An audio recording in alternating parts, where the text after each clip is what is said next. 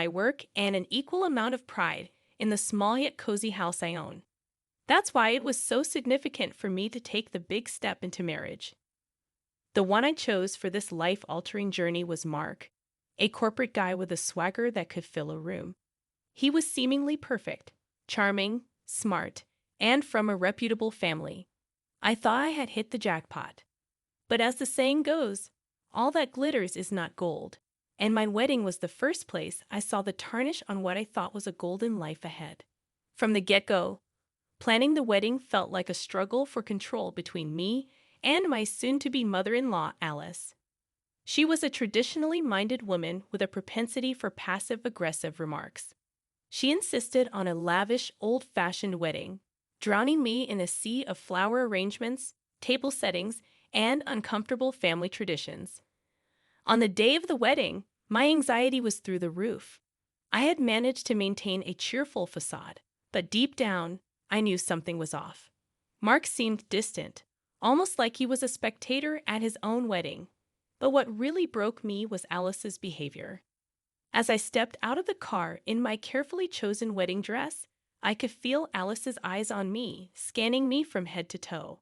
She sauntered over, and in a tone icy enough to give anyone chills, said, "Oh, Sarah, what an ugly shade of white your dress is. It hardly does anything for your complexion." I felt my face flush. It took every ounce of restraint I had to keep a smile plastered on my face. I glanced over at Mark, expecting him to intervene, but he remained silent, staring off into the distance. "Mom, let's just get through the day," he finally said in a tone so dismissive it felt like a slap in the face. Inside, the tension only escalated. Alice seemed determined to find fault with everything, from the music to the food. At one point, she took it upon herself to lecture my little sister on her table manners, a 12-year-old who was already nervous about the big day. "Alice, she's just a child," I intervened, trying to keep my voice steady. "Discipline starts young," she retorted, eyeing me as if I were the one in need of discipline. During the toast, Alice barely masked her disdain. She stood up, glass in hand, and said, "To Sarah and Mark, may you have a life filled with as much joy as this wonderful day." Her eyes met mine, and I knew wonderful was the furthest thing from her mind. Again, I looked to Mark for support. He raised his glass, but said nothing, his eyes avoiding mine, as if the love we professed was a lie we both chose to live. That's when it hit me. I was on my own in this marriage, wedged between a man who refused to stand up for me and a mother-in-law hell-bent on making my life miserable. The day that was supposed to mark the beginning of our happily ever after felt more like the prologue to a grim tale.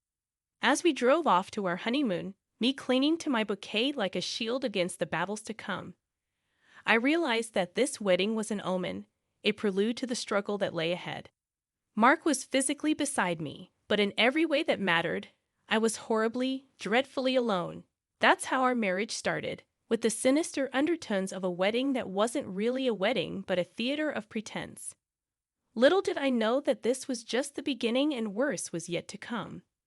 After the wedding and a strangely muted honeymoon, Mark and I moved into my house. I was thrilled at first. I'd always envisioned married life as an unbroken series of tender moments and shared laughter, a never-ending honeymoon of sorts. How naive I was. I had not accounted for Alice, who seemed to see my house as enemy territory she needed to conquer. Just weeks into our marriage, Alice began visiting regularly, arriving unannounced and pushing open the door as if she owned the place. Each visit was like a whirlwind of criticism and passive-aggressive comments that turned my peaceful abode into a combat zone. On one such occasion, I had just prepared dinner, carefully following a recipe I'd found online. I was excited to share it with Mark, but when Alice just breezed in, she took one look at the meal and scrunched up her nose in disapproval. "Sarah, when will you learn to cook like a real wife?" she said, poking at the lasagna as if it were a science experiment gone wrong. I clenched my jaw, forcing a smile. "Well, it's a new recipe. I thought Mark might like a change," I said. Alice smirked. "Mark has been eating my cooking for years. He won't know what good food is if you keep serving him this slop." At that moment, I expected Mark to stand up for me, to tell his mother that he appreciated my efforts. Instead, he swallowed a bite of lasagna and almost mechanically nodded along with Alice. Mom's got a point, Sarah.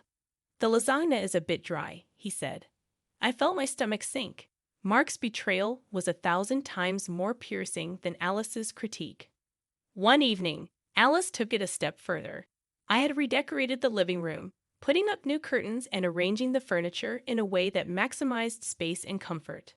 I was rather pleased with the result, but Alice, she had other thoughts. Who chose these curtains? They clash horribly with the furniture, she declared, eyeing the fabric as if it were contaminated. I chose them, actually. I thought they added a bit of color, I responded, my voice shaking more than I would have liked. Color?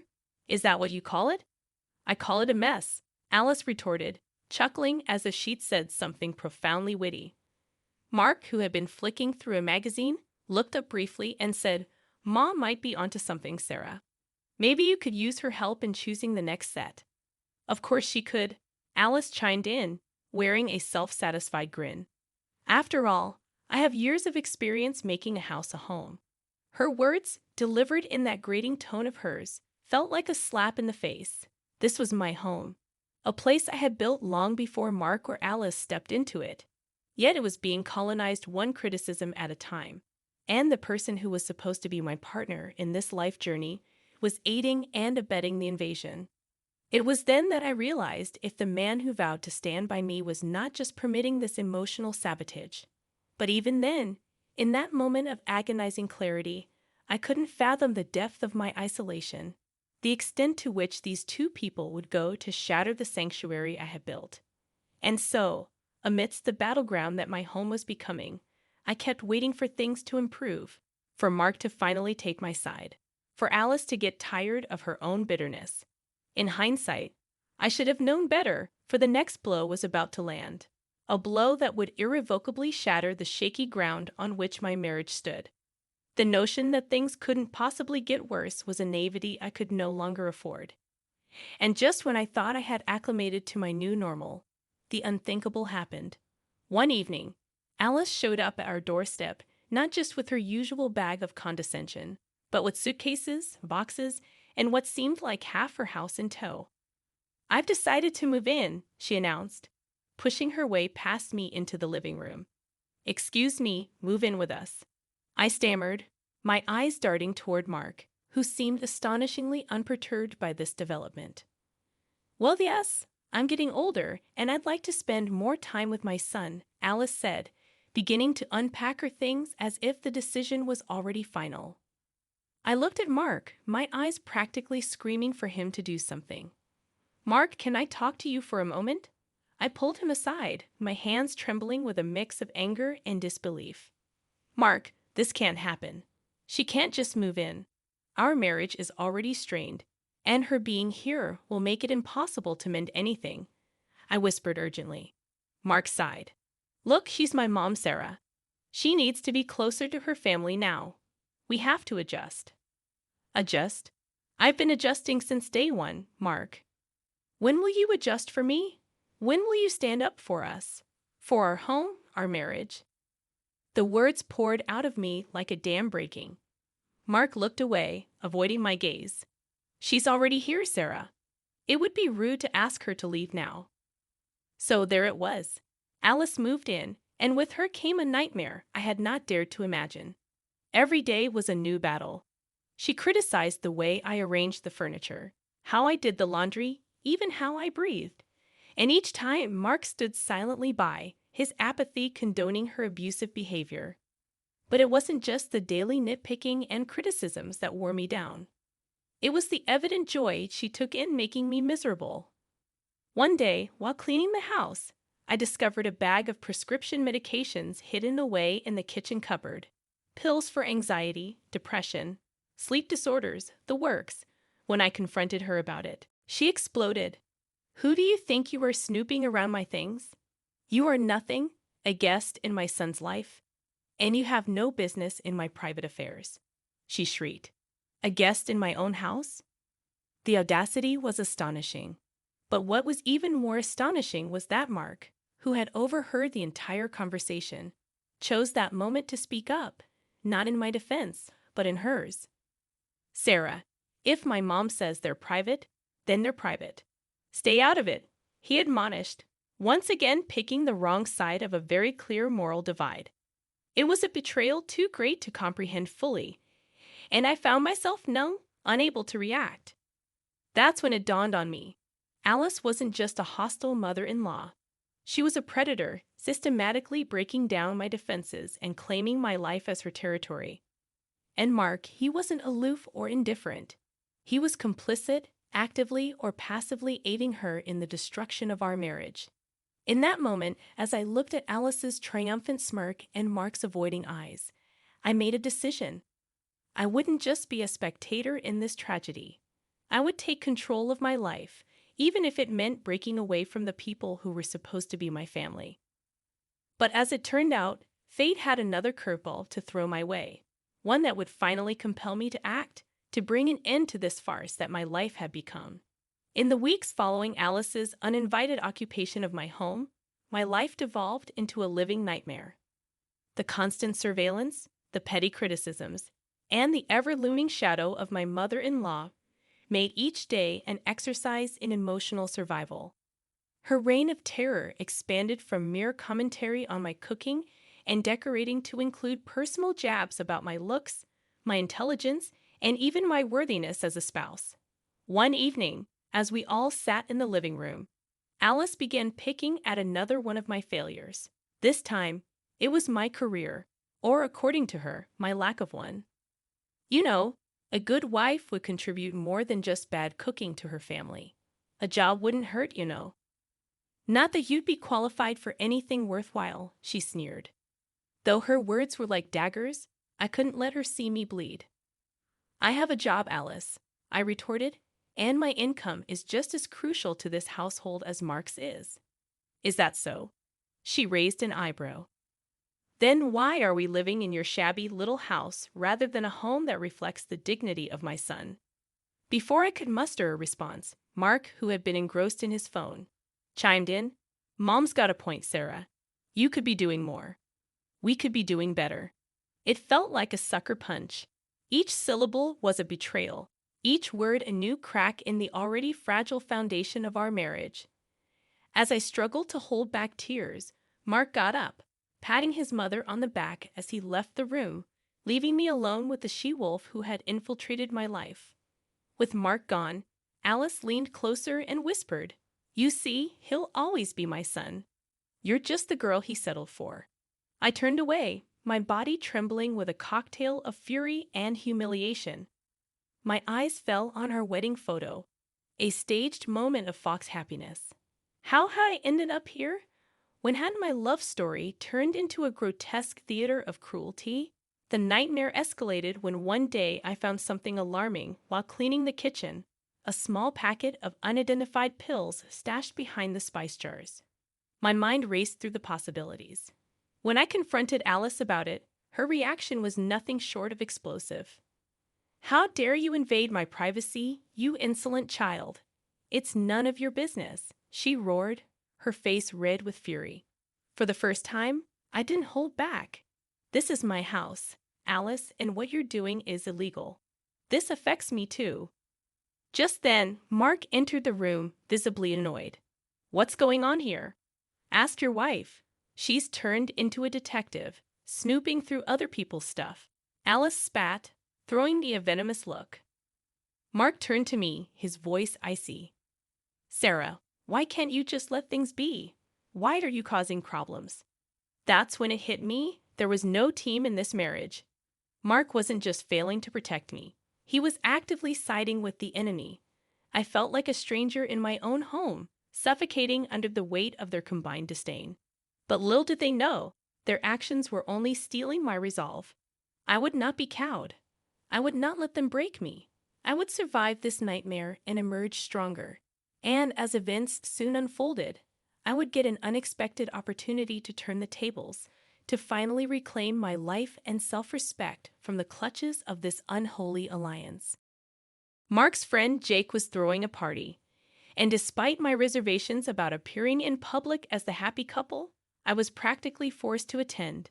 Maybe part of me also wanted a brief respite, a night off from the persistent nightmare that my home had become.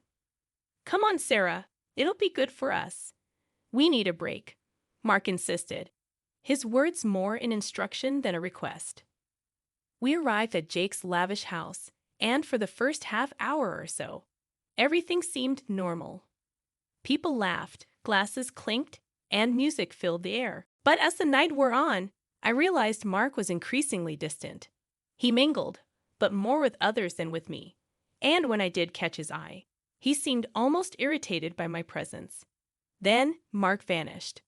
One moment he was there, and the next he was gone.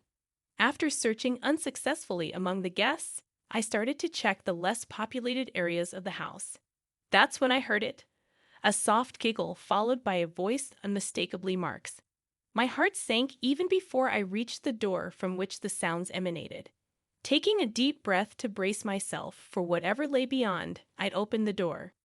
There he was, Mark, entangled with another woman, neither of them noticing my entrance. For what felt like an eternity. When they finally did, the look on his face wasn't one of guilt or regret. It was annoyance.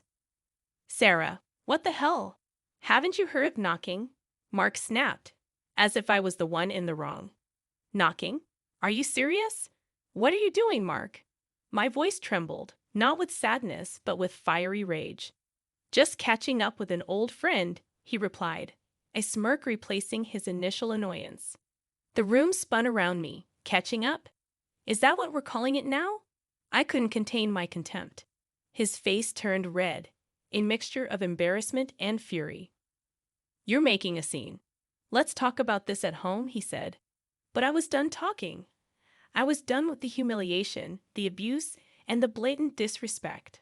I stormed out, my entire body shaking. Mark didn't follow me. He didn't even call out as I left.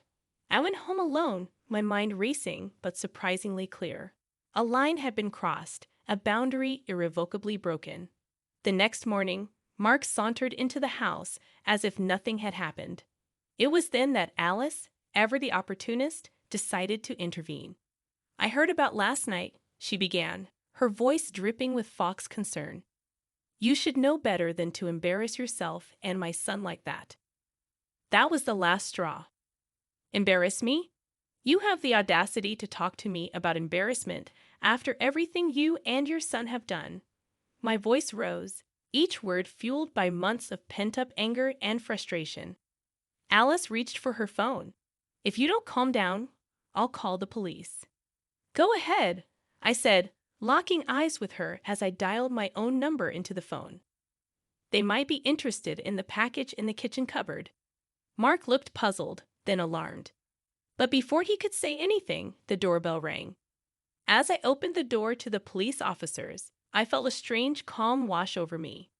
It was as if all the chaos, all the pain, had crystallized into this singular moment of clarity. It was time for my nightmare to end and for theirs to begin. The police officers were puzzled but professional. "We received a call about a domestic disturbance," one of them inquired. "Yes, and while you're here, I think you should check our kitchen cupboard. I found something that you might find interesting," I responded, meeting Alice's eyes as I spoke. Her face went ashen, and for the first time, I saw the flicker of fear replace her habitual sneer. "What is she talking about, Mom?" Mark looked from me to his mother, his confusion giving way to panic. "Mind showing us what you're referring to, ma'am?" The officer's gaze was stern but curious as I led them to the kitchen and pointed to the cupboard. Mark's voice wavered in a desperate tone. "Mom, what did you do?" The officers found the packet of pills and immediately turned to Alice.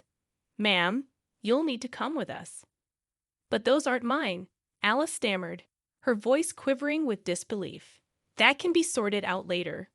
For now, you are under arrest," the officer replied, cuffing her as she shot me a look of raw, impotent rage. After the police had taken Alice away, I turned to Mark, who seemed on the verge of a breakdown. "Is this what you wanted, Sarah? To destroy this family?" "Destroy this family?" I echoed incredulously. Mark, you and your mother destroyed this family long before today. You cheated on me, belittled me, allowed your mother to abuse me in my own home. The destruction was your doing, not mine." He looked at me, his eyes narrowing. "So what now? Divorce? Is that what you want?" "For the first time, Mark, it's not about what you or your mother want. It's about what I deserve. And yes, I deserve better than this farce of a marriage." Within weeks, the divorce proceedings were underway. I couldn't say it was a pleasant experience, but it was necessary. The trial that followed was the reckoning for both Mark and Alice. My soon-to-be ex-husband was exposed for the spineless enabler he was, while his mother received a 5-year prison sentence for possession of illegal substances.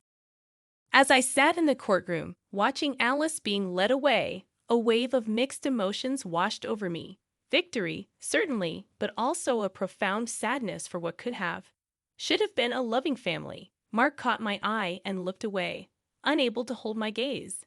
The man I had married was a stranger, one I was finally free from. I walked out of the courtroom, my heels clicking on the marble floor like the ticking of a clock. Each step took me further away from the nightmare my life had become. As I stepped into the sunlight, I realized that this was not just an ending but also a new beginning. The years that followed were about rediscovery and healing, and though the scars remained, they served as a constant reminder of my own strength, resilience, and self-worth. The nightmare was over, but the lessons it taught me would last a lifetime. I had faced the worst and survived, emerging not as a victim, but as a woman who would never again settle for anything less than what she deserved.